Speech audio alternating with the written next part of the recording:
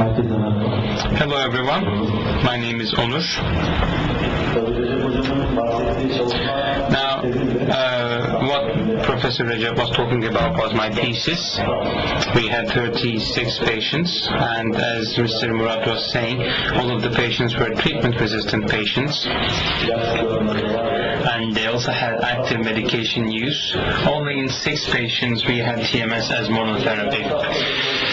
But despite them being a resistant patient group, we actually got really good results compared to first-line antidepressant treatments. We almost got the same response, about 60 to 70%, and in about 20% of the patients we actually had remission. So TMS is indeed effective, and there is certain ambiguity still about the subject, although it's approved by the FDA.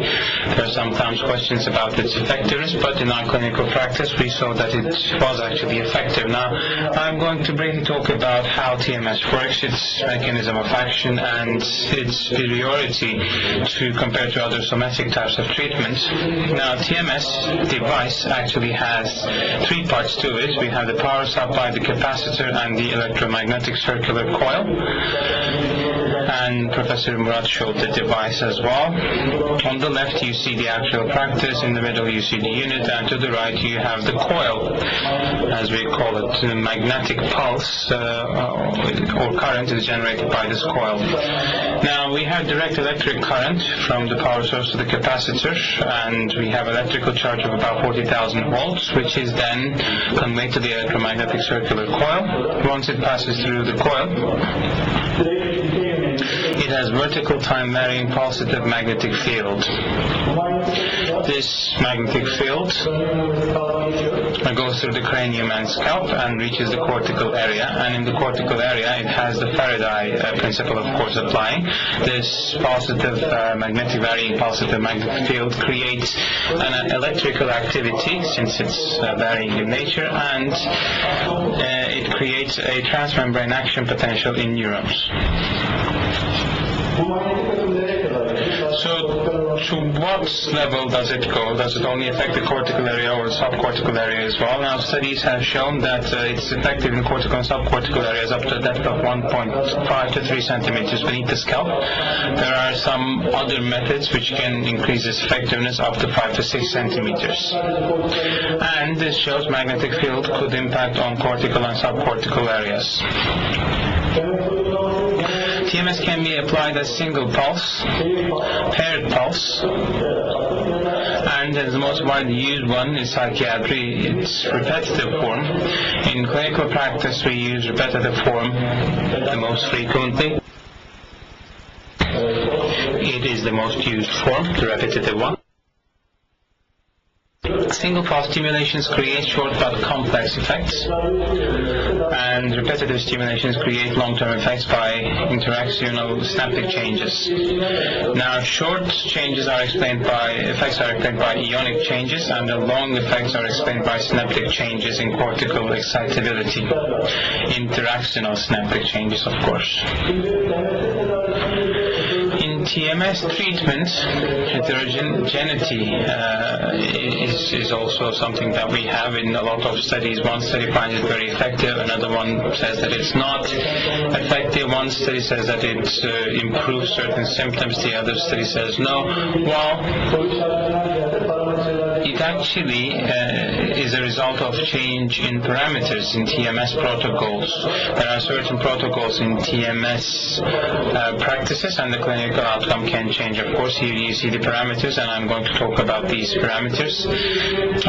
Let's have a look at the mechanism of action of TMS, because we don't have a clear hypothesis as of now. There are multiple hypotheses, or rather multiple mechanisms of action, and it refers to neuromodulation, neuroplasticity, neuronal excitability, modulation and secretion of endogenous dopamine and neurotropic factors such as BDNF, etc., or GABA. And when we look at the variables, we have physical variables, the location and coil type and shape. It can be applied to left and right hemispheres simultaneously or in a consecutive fashion. We can use a figure of 8 when placing coils. It's used the most frequently in psychiatric cases, and it has more focal capability, but penetration is not as good. We also have double cone and H coil, and these have effects which are deeper, but focally speaking, they are behind the figure of 8 coil.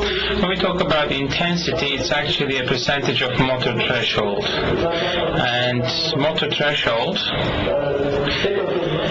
single pulse stimulation is delivered to the precentral cortex to determine motor cortical site and motor threshold by observing consecutive 5 contralateral hand muscle contraction. Fasciculation is observed, and the motor threshold that we find, the percentage of the intensity, actually shows the intensity of treatment.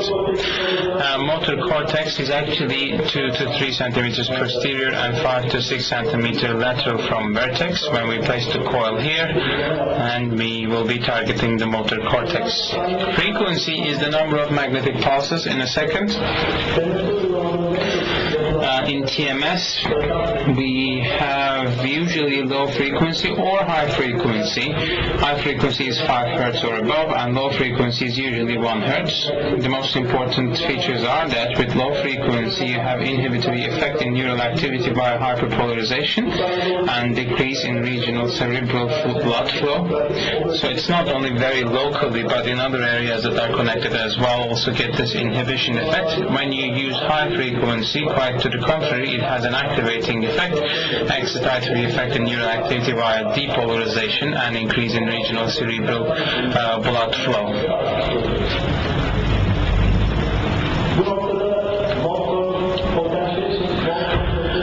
And we also talk about long-term potentiation and long-term depression. These describe the effect of the repetitive form of TMS. When you focus on presynaptic nerves and do stimulation, it yields action potential in postsynaptic nerve, and the effect continues even after you stop TMS. And LTP and LTD are also important in explaining neuroplasticity, and TMS has thus been described also to have a connection with neuroplasticity.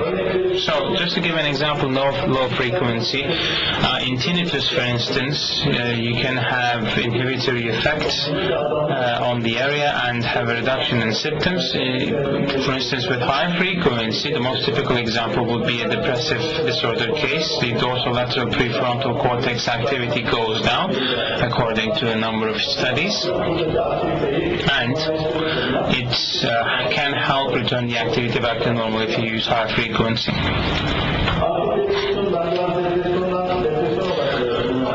Now I'll focus on the depressive disorder a bit, and the FDA has approved TMS for this diagnosis as well. So, depression, is it a neuroplasticity disorder beyond the monoamine hypotheses? As is the case with other antidepressant treatments, TMS does have an effect on neuroplasticity according to the data that's available to us. When we talk about neuroplasticity, BDNF also comes to mind. When we talk about BDNF, TMS and BDNF related studies have shown that in patients with low BDNF level, when they receive TMS treatment, serum BDNF levels tend to go up, and there is a correlation between the increase of this substance in the serum and response to therapy. Again, animal models, especially in the hippocampal area, have shown that BDNF levels are increased with the application of high-frequency TMS. So why do we apply it to the prefrontal cortex? Prefrontal cortex has intense relationship with limbic areas, and a decrease in its activity is observed in a lot of depressive disorder patients. So dorsolateral prefrontal cortex has taken center stage as a result in TMS practices. Now, prefrontal cortex is ventromedial and dorsolateral, has 2 separate areas. The dorsolateral area has to do with executive and emotional affective functions, and the other part has to do with emotional and affective functions and limbic areas. Involuntary emotional emotion regulation, lateral parts do automatic emotion regulation, and automatic emotion regulation is done by medial parts. And studies have shown that in depression, in the medial prefrontal areas, there's an increase in activity, but in lateral prefrontal areas, there's a decrease in activity. And other treatments apart from TMS also normalize or correct this imbalance. Our high-frequency TMS applications also target reverting this decreased activity back to normal in the dorsolateral prefrontal cortex. Again, in the anterior cingulate cortex, ACC, it's an important area, and this ACC area, according to the study by Bakken and his co-workers, has increased activity prior to treatment, and it can be a predictor in the treatment with TMS. It's not only in the dorsolateral area, but also in limbic areas and anterior cingulate cortex area.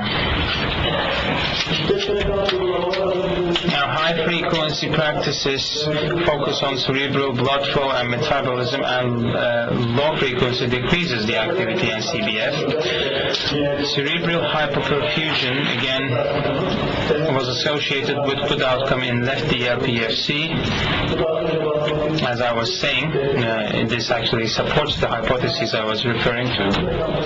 High frequency, good responders, when they receive low frequency in the same area, they have a worsening clinical case, and this shows that high and low frequency practices can create adverse effects on the same site, and this shows the activating and inhibiting effects of high frequency and low frequency TMS. Again, let's have a look at the HPA-X in relation to TMS.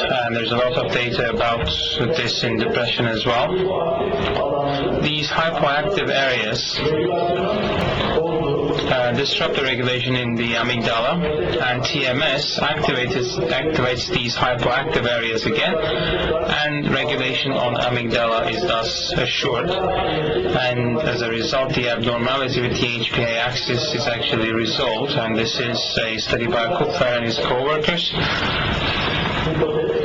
This is a hypothesis, of course. When we stimulate cortical areas, the hyperactivity in amygdala goes back to normal, and as a result, this resolves or reduces the abnormality in the HPA axis. Hypercortisolemia also goes back to normal, and this reduces the neurodegenerative effects of cortisol.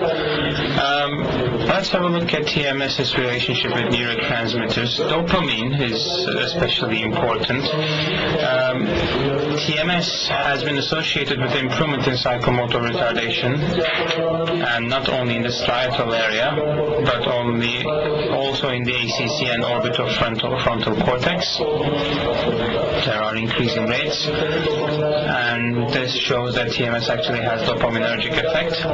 Patients who respond to TMS also have clinical symptoms supporting dopaminergic activity. Emotional expression goes up, mimic capabilities go back to normal, psychomotor retardation is also resolved or improved rather, and these clearly, of course, signs that there can be a dopaminergic effect. Animal studies about serotonin have shown that it increases secretion of serotonin, and there is a small sample study with 10 healthy subjects, and not TMS. Modulation of 5-HT metabolism in limbic and paralimbic areas have been shown after DRPFC stimulation, but not after occipital stimulation. Similarly, 5-HT2A receptor level related studies are available in the literature. There's a regulation in the binding index of this receptor in the prefrontal areas. In patients who respond to treatment, the binding index is increased, and it reduces binding index in hippocampus, and this affects the expression of BDNF according to certain studies. This is again a slide from the same study. When it comes to GABA and glutamate, there are some studies, but not that many, It might also again have a glutamatergic effect, especially in the prefrontal cortex, in the corticostriatal area. It can have an activating effect. It can have GABAergic effects on the hippocampal area to normalize the abnormal activation. There are some limited amounts of data. There is a complicated pool of data when it comes to its connection with thyroid hormones. I'll just refer to one study by Tito and his co-workers. They worked on 20 major depression patients. They applied TMS. They compared free T3 and free T4 and TSH before and after the treatment. T3 and T4 had no significant difference, but TSH, they said that low TSH levels prior to treatment can be a predicting factor in response to therapy. I'll also briefly talk about superiority of TMS. The best part about it is that it's non-invasive. The second feature is that it doesn't require hospitalization. You do not have to hospitalize the patient, so the patient can continue with daily life activities, comes, gets the treatment 30 minutes to 45 and then goes back. It doesn't require any anesthesia.